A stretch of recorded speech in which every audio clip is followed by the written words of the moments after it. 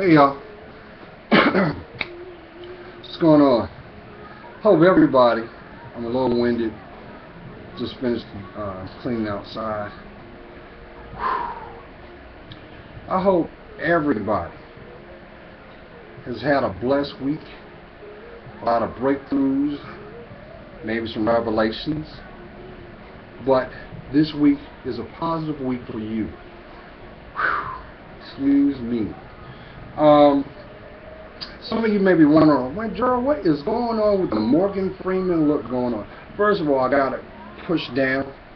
Unfortunately, my beloved dog Tyson, I let him go out, and with the springtime, the leaves are falling, and we've got these little honeysuckle type things, and they've got these little strands on it, little seedlings on it.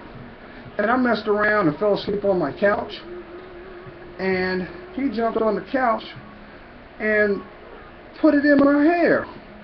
Well, I know that you're not supposed to, I know you're not supposed to wet your hair when you dread it. And my hair is really long, but I refuse to walk around with crap in my hair. I'm not doing that. So, matter of fact, excuse me a second.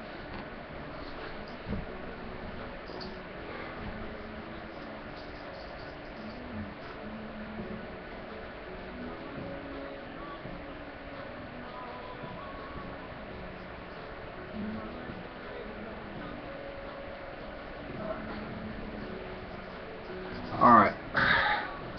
So, you gonna sit up here? You gonna sit up here? There you go. There's a corporate right here. Yeah, you see yourself, don't you? Alright. Well, I'm gonna put this back over here. Oh, you can see. Look at you. Alright. Alright. Well, it is what it is. So, because I love who I am, and I'm real, I can do this. See, as you can tell, my hair has gotten very long, and but I refuse to compromise myself because of a hairstyle. I make the style, and that's just what it is. Accept me for who I am, not what I'm about. So, earlier today I was watching Divorce Court because today I'm off, and I saw something on there that blew my mind. Now, see, this is what I'm talking about. See, you did it again. See this thing right here? It comes off the trees. You snuck it on me. See, you had some on me, and it got in my hair, and I had to shower up real quick. But anyway, there was a lady on there that was divorcing her husband because the brother was too nice. You heard me. He was too nice. So my man was up there, and you could tell he was, he kept himself together, but you could tell that this man adored this woman. You could tell. He didn't have to say a word, and how he carried himself was a personification for the love that he had for this woman. Now, on the other side, this woman had been living a double life. Now, it didn't go into detail in regards to if she had somebody else, but 9 times out of 10 she probably did. And so judge told her, was like, well, help me understand this. Why are you divorcing this man that you feel is too nice? I said, do you realize that there's a shortage of men out there, first of all, that have their head on straight, but number two, would rip your neck off to be where you are? And she had this smug look on her face, like, I don't care. So She looked at the guy, and he's got this look on his face like you knew he didn't want to be there. You knew he didn't want to be there. But it had come to this, you know. And I've told everybody in past videos that I've done, you cannot, repeat, cannot change a person. The person can change themselves. You can influence them, but you can't change them. And there's a big problem that both men and women fail to realize. Because see, first of all, you got to love yourself to better yourself. Secondly, you got to know your self-worth.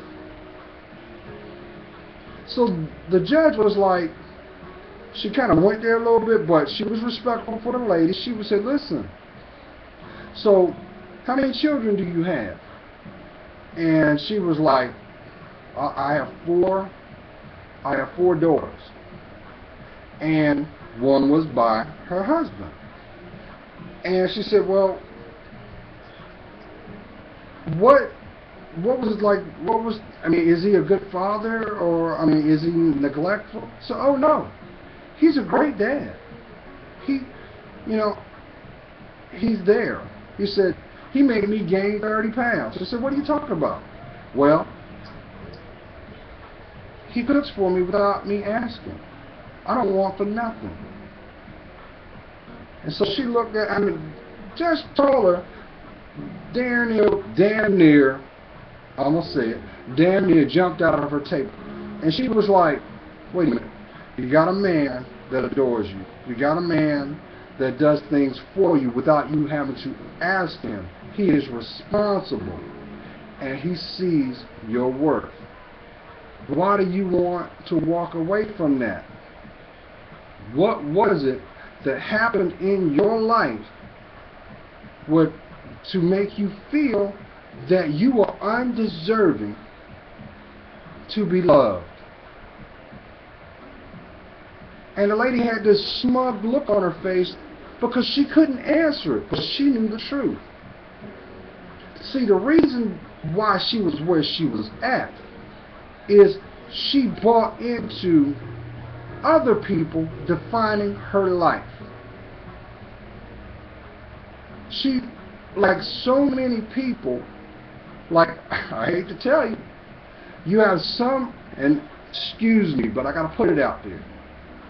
You got some men that are attracted to women that act like bitches or divas. And then you got some women that are attracted to or ignorant ass people. So to bring this back around home, I'm going to throw this out here. If you're in a situation where you feel that your self-respect, your self-worth is being compromised, you need to look within yourself, because your self-esteem needs work. Humble yourself down to ask for help. Look at the people that are in healthy relationships.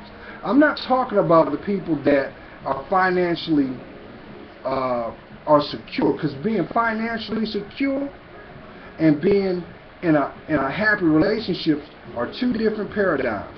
You can have all the security that you want financially, but as you already know, how many times you see people that got money or financially where they want, but miserable as hell.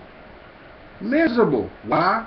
Because they allowed their status to validate their self-worth. Well, guess what? If your self-esteem ain't on point, your self-respect ain't, because you don't have boundaries for yourself. Being in a relationship should be like two co-stars in a leading role called life. That's what it should be. Now, I know I'm going to have some people going to be hating like I don't know what, But you know what? Just like you, I got my opinion too. And one thing I tell you about this brother here, first of all, I'm going to tell you something that's going to be beneficial to you. Because see, I done been there where you at. And I'm going to tell you this. I love me some Gerald. Because see, this brother right here, he got a heart of gold. He knows how to treat a woman like a woman. He gives when what is needed and not is what's... You know, I know how to discern between a need and a want. And relationships should be about give and take. But, back to what I said. You can't always go about the outer package. Longevity is found within. And it starts with you. Now, I'm going to leave this part alone. And I'm going to put another one out. And I'm going to go into depth on this because I wasn't going to say anything about it. But I am. God is praying for you. You know I am. You deserve to be happy. Stay blessed.